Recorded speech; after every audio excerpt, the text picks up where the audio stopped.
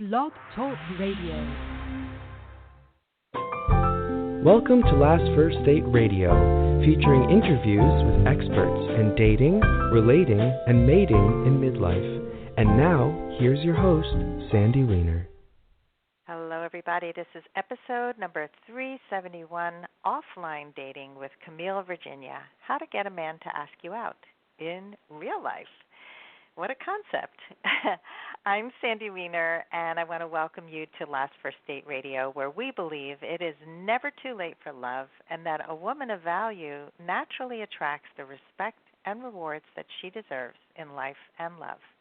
What is a woman of value? Well, she is someone who shows up, stands up, and speaks up for what is important to her and to the people around her. She knows her value, and she is empowered. And every week I share a tip about how to become a woman of value or step more fully into your value. And this week's tip is to declutter your life.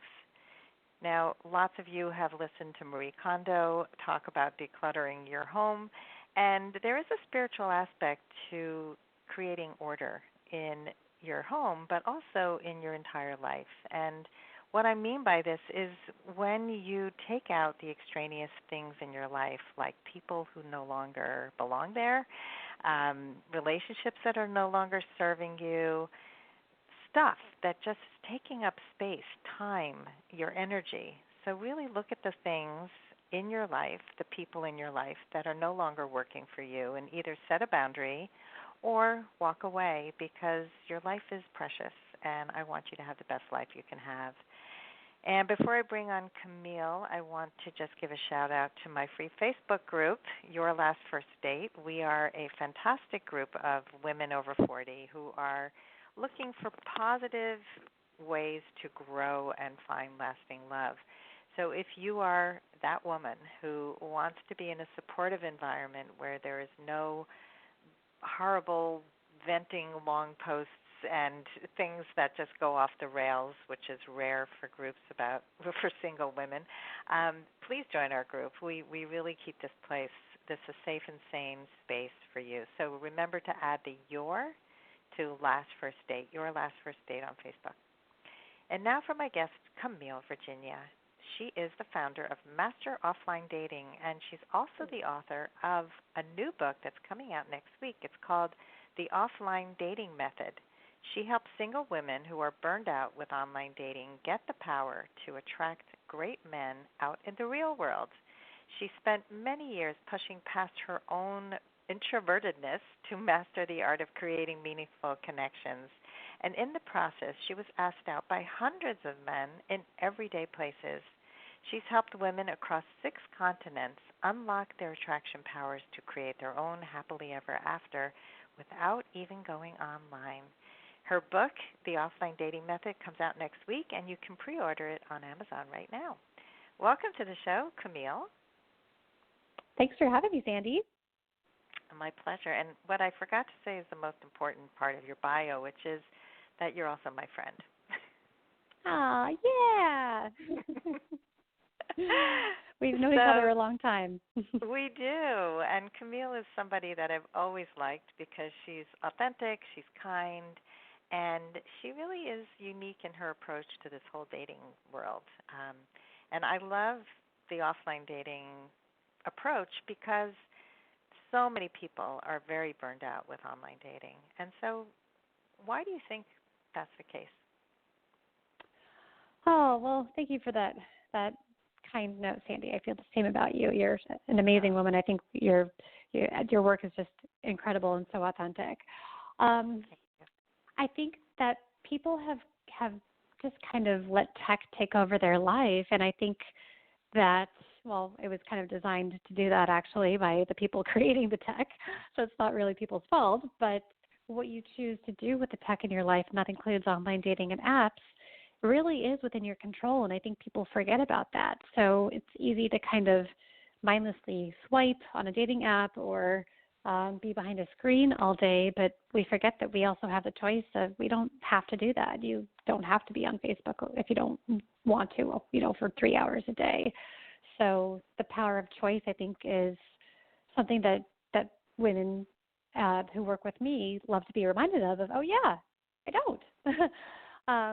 Because I just think the honeymoon period of online dating and apps has ended for a lot of people. It was a novel new way to meet people, and now there's harassment and tech addiction and just not good things, overwhelm, stuff like that. Yeah, so the harassment is a big thing. And I like what you say about choice. I think that even in terms of going on Facebook, we have choices for how we use Facebook. I think a lot of people look at life as black or white. You know, we can either be sucked into the social media vortex or stay off completely and not even have a profile. So, you know, I think I'm a person who likes the gray, lives somewhere in the gray always, and likes to look at how we can take back our power wherever possible. So if we can take our power back with online dating, we don't have to be in front of a screen all day. And we don't have to put up with the kind of, for me, it's like the low investment. It's, especially on the apps, it's easy to swipe. It's also easy to forget you're in the middle of a conversation. So I think a lot of people just get disheartened and they feel like it takes so long to meet somebody they're really interested in that they just shut down and don't date at all, which is another black or white way to look at it. So you have another option. Tell us about yours. Yeah, you totally do. It's funny how quickly we forget that, you know, up until 10 years ago or so, people did just fine meeting in the real world. And we still have those skills as humans. You know, our need for a connection didn't go out the window with the invention of Tinder. We're just seeking fulfillment in a different way. And it's a slow creep. So it's kind of like junk food. It's like, you know, maybe at first you think, oh, this is delicious, and you keep eating it. And then after a while, you're like, I don't feel so good. But it's going to take a little while for you to realize that. I think that's what's happened with online dating and apps is after a while, to your point, people can get disheartened. They could think that the way that they're being treated online is how someone would treat them in real life, or only who they're encountering online is only who's out in the real world too. And that's just not true. You know, people step it up in the real world. They show respect, like our human instincts kick in. You can get a read for someone. And I think it's just about balance. And I think if you love online dating and have a good balance with it and also meet people offline, that's totally fine. You know, you don't have to be black or white, to your point, but find what works for you. And if you cringe at the sound of swiping, then maybe you should not be on apps because that energy is coming through and you're probably attracting the wrong people. I just got off with a client who kept a dating log of the last 10 dates, and for each one she wrote about what she was feeling when she was going on the dates, and each one said unexcited. So I said, chances are pretty strong that you're conveying that when you're on the date. And so we talked about how she can change her approach to dating, and I also always include with my clients that they should be offline as well as online. You know, I don't think you can put all your eggs in one basket, and I think that if you're comfortable meeting people in real life, you know, and you feel you make a better connection, it feels more authentic, then definitely do it. But here's some of the issues, so I just want to kind of put those out there. A lot of women will say, well, I can have a conversation with anyone, but then they don't get asked out because something's missing. So, so tell us, how. Well, first, let's go to how they can meet somebody, especially if they're over 40, and then I want to really get into the conversation because I think a lot of times the conversation is missing something. I completely agree. That's one of the main barriers that I hear is either women are afraid to talk to strangers. They don't have that confidence. They don't want to be annoying, or they talk to a lot of strangers, but they don't get a date. So going back to how to start meeting people in the real world, I would say take baby steps. If you are that person who is afraid to talk to strangers because you haven't talked to one in 10 years, that fear has grown a lot. So it needs to gradually be broken down and disproved, not because Sandy and I are telling you that you shouldn't fear, but because you need to have an experience that tells you, like you can feel that your fear is not real. So start by complimenting people. Maybe start by giving compliments to women or asking elderly gentlemen a question about something, like in the grocery store, they're looking at a bag of chips and you ask them a question about that. Just kind of warm up your social skills that way and start proving to yourself that your fear of talking to strangers or being annoying isn't real. And it actually is the opposite. You can find the fun with it and really enjoy it. So I would give that tip for starting. Anything you want to add to that, Sandy, before we get into the meaningful connection part?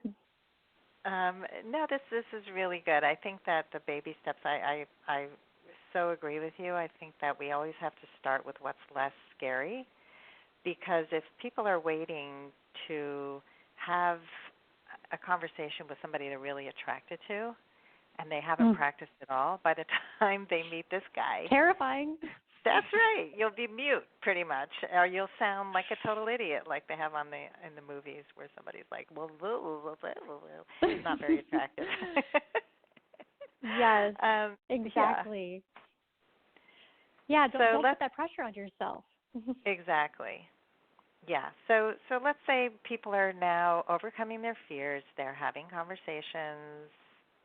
Like where? Where are they meeting these men? And then how do they make that conversation become romantic?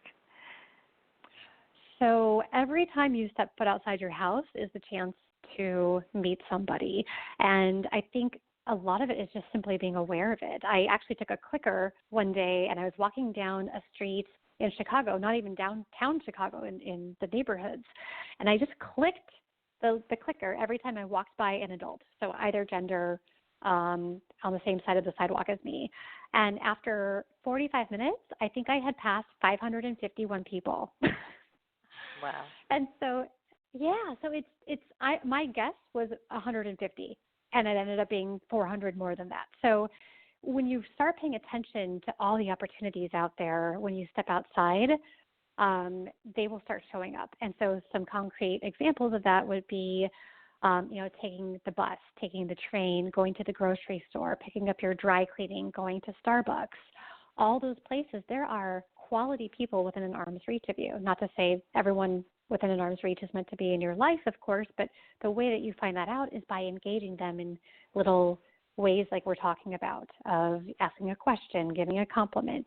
If you feel drawn to someone, explore that. Go say, hey, I like your shirt. What's that symbol mean? Or something like that you're genuinely curious about, but is very low risk in the moment. So start with anywhere, right? Doing anything. And people will say, oh, well, how do I know they're single? So how do people know? So that's kind of the next step. Once you engage and get comfortable with people, and when you first start doing that, don't have the intention of getting a date. That's way too much pressure to put on yourself. So just have the goal of getting comfortable talking to strangers. Once you get comfortable with that, which the more you practice, the faster it will happen, next go into the meaningful conversation part. And the goal here is still not to get a date, because maybe you're attracted to a guy, but he would make a horrible partner. So you don't want to force a date with someone if in the middle of the conversation you're like, oh, well, I don't think we're compatible or whatever. So have the goal of the connection be the connection. And some ways to do that are to ask questions that you actually care about. So get curious about this person that you're talking to. So, for example, maybe you're in the coffee shop and you feel pulled towards this man who's wearing a Maroon 5 T-shirt because you love Maroon 5, or, I don't know, Adele or someone, Lionel Richie, I don't know, whatever it is for you. Ask about the shirt and, maybe ask a question like, oh, did you go to the concert, or what's your favorite song of theirs, or something that's very low risk. And then they'll come back and, maybe he is taken after you ask that question. You see he has a wedding ring on. Well, that's okay. Let him answer the question and then say, cool, well, have a good day. Maybe he doesn't have a wedding ring on and he's like, oh, he He was thinking that he wanted to talk to you too, and now you just engaged him. Well, after the icebreaker topic is over, in this case the graphic T-shirt, move on to, so how's your day going? And this is a question where people can answer with as much or as little information as they want to. So a man who's happily taken off the market will probably answer the question and then not keep talking. A man who is more open and available will, chances are, keep talking. And at some point, of course, he needs to let you know that he's taken, but you don't know that by looking at someone. So the only way to find that out is by engaging them on a more meaningful level. Yeah, I think people struggle with that. So just having a few things prepared before you leave the house is really helpful. Yeah, and I think also just getting curious in the moment. It's those thoughts that we have of, wow, that woman's scarf is beautiful. Go tell her that before you can psych yourself out. Or I wonder where that guy got that, leather briefcase. I think my dad would like that. Go ask him that question. It's those, don't let the fear creep in. Like, really just go for it when you have those little thoughts. And you'll start to be fulfilled and fall in love with the connection process, but in your own way that feels comfortable. Yeah, and this was a big struggle for me too. I was very introverted, very fearful of talking to strangers, and a lot of this shifted as I became a coach and I became more comfortable with myself, and I really was pushing myself out of my comfort zone. And I remember so many beautiful conversations I've had with people on a plane. Just starting a conversation. And for me, like one guy I had a great conversation with was somebody who was reading a book that I loved, The Alchemist, and we just started talking. And we talked the entire trip, and to the point where I forgot my suitcase at the it was like when I got to to the next airport, I completely walked past my suitcase and had to go back. I was so engaged in the conversation. But these are people who can touch your life. You can touch theirs. Even if it doesn't end up in a romantic relationship, it still feels really good. It does. And you don't know where that's going to lead. I mean, maybe you're not meant to be with that guy that you're talking to, but maybe he introduces you to his brother for some reason, and that's the guy you're supposed to be with. So just putting yourself out there and fulfilling your need for connection, but also just planting the seeds of possibility. I mean, something is going to sprout after a certain amount of time of doing that. It just will. I agree. I think that, we can apply that to any part of life. I'm sure that you've been told this, but your methodology can be applied to networking for jobs, for any kind of opportunities that you're looking for. Don't always come from the person you're talking to. They often come from people who know people. And so just, when you're open, it's so much better. When you're open to the possibilities rather than, it didn't work out with this person, so forget it, doesn't work. Exactly. And it also takes the pressure off you. So if you're already getting anxiety thinking about the tips that Sandy and I are talking about, just consider every interaction, practice for the next one so that you don't have to get a certain outcome from a person or whatever, because who are we to say what that outcome is? If you try to force things with the guy that you're talking to on the plane and think that he's the one for you, maybe you're meant to be with his brother. But if you keep focusing on him and don't just kind of release that outcome and enjoy the connection, you can't let the powers that be kind of do their thing to give you what you actually do desire that you may not know about. Yeah, I absolutely love what you just said. I think that this is a secret to happiness in general. When you go into any situation, go to a job interview and it's like, if I don't get this job, I'm a failure. Your book proposal, you just wrote a book. How many people have sent off proposals to, 20 agents, and they want a specific agent to say yes, or a specific publishing house to say yes, and if it doesn't happen, I'm a failure. I'm going to give up. I'm never writing again, right? So you never know. And I have a friend who's a writer who had sent out her manuscript to a lot of places and was not having success, and then she happened to be at a conference where she met somebody who knew somebody, and it's the same kind of thing. She had a conversation that led to another conversation, and her book is published. And so that happens. And I wanted to share a story about being on a date where I met another man. Tell that one. This is one of my favorite stories. I was meeting a guy for the first time at a restaurant, and the tables are very close together, and I'm sitting next to a guy who's also reading a book. I think he was the one reading The Alchemist, actually. And I started talking to him, and he was waiting for a date, too, it turned out. He was reconnecting with somebody he had dated once before. He had actually forgotten that he had dated her, and it was a little embarrassing, but she remembered.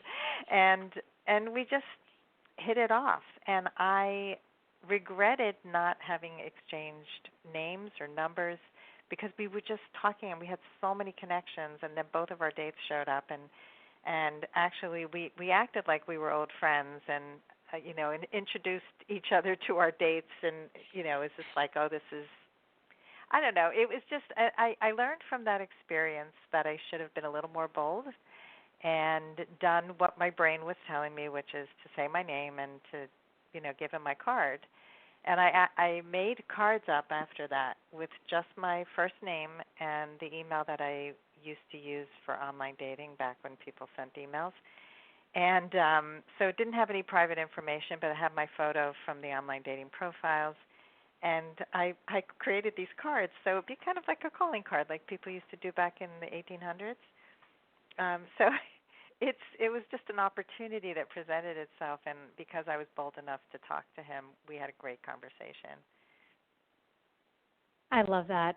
Oh, that's such a good story. And I think that's genius about the cards. I mean, because of that interaction, you made up cards, and I'm sure you ended up giving those to other people. So there's, I think, listening to, oh, I wish I could have done this, or next time I'm going to do this, and then acting on it is very powerful. Oh, thank you. Well, I am a woman of action. So, I know you are. I love action, that about you. I know you have a tip for people, an actionable tip for our listeners, and something they can do over the next 24 hours to start tapping into offline dating opportunities. So can you share that with us? Sure. I would say being aware of where you're comfortable. So thinking about everything that you and I have been talking about, Sandy, there's different social comfort levels out there.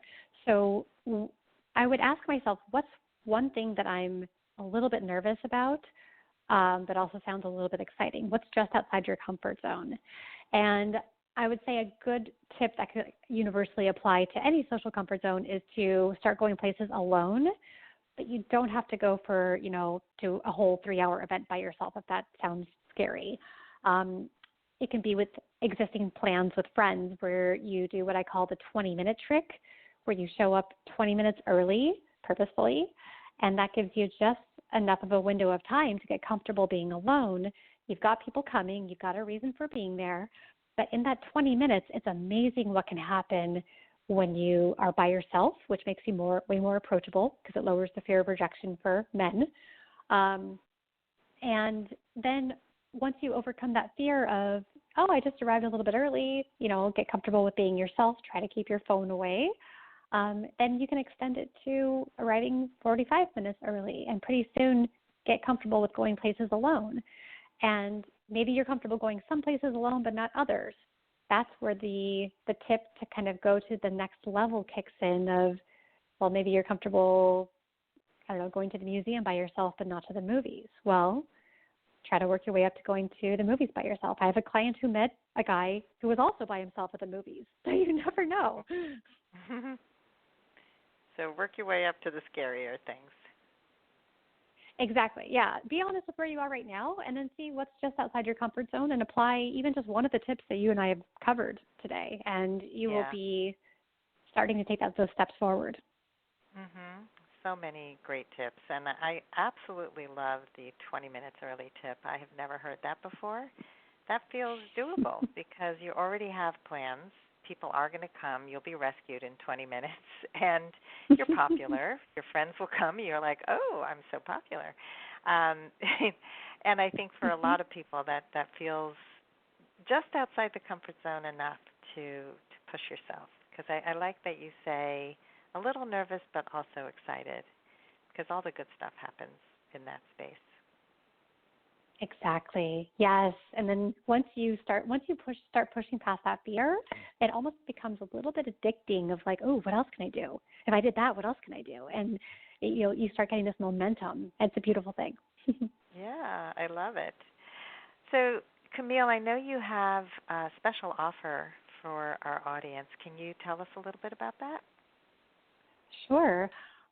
So my book, The Offline Dating Method, comes out next week, and just had a big write-up about it in The Atlantic. I'm so excited about it. Yay! And yeah.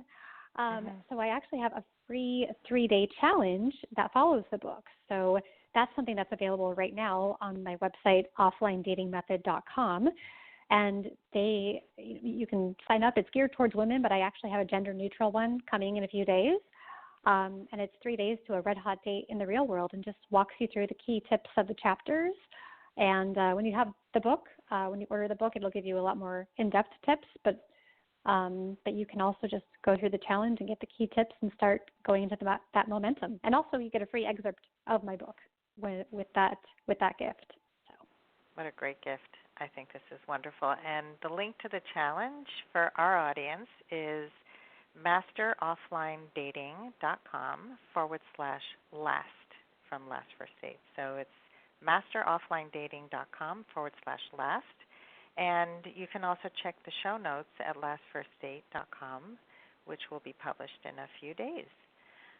So thank you so much, Camille, for coming on the show, for showing our audience that they have choices, that if you can learn these things, your introverted self, could learn to come out of your comfort zone and meet hundreds of men in real life, then anybody can do it, right? Exactly. Yes, 100%.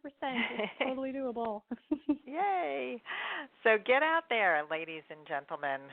Go out there and date in real life. What a concept. It used to be the only way we dated. I know that a lot of people have this fear that they can't tell how old they are. They can't tell all the things, like online dating gives you all this information, but it's often false. It's like we really can't tell any of this stuff until we meet in person.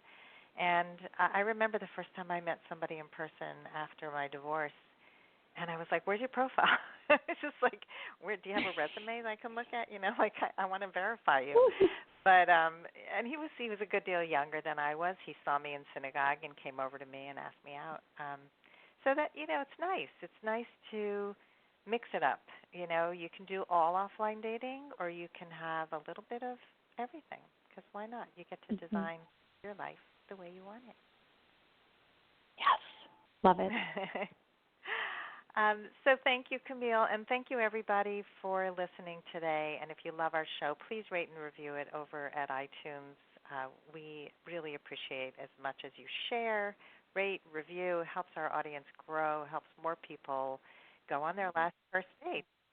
So that's our hope for you. We hope you go on your last first date very soon. Have a wonderful day.